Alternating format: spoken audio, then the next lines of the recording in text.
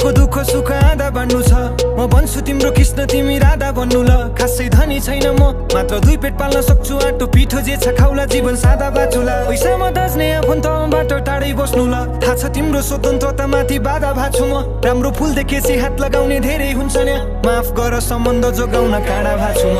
तिमी कामले थाक्दा सक्छु मैले मालिस गर्नलाई। छैन समाजको नजरमा मलाई मर्द बन्नलाई। मलाई गाह्रो पर्दा अङ्गालोमा बेरी दिए पुग्छ। पर्दैन नि भोकै भोकै तिमी व्रत बस्नलाई।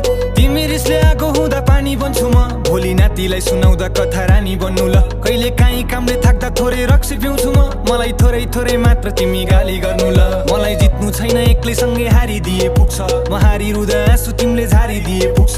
तिमीबाट फाइदा मलाई केही चाहिँदैन, मात्र मेरी आमालाई आफ्नै मानिदिए पुग्छ। आउनु है तिमी फर्केर, बसिरहन्छु म पर्खेर, तिमीलाई नै सम्झे।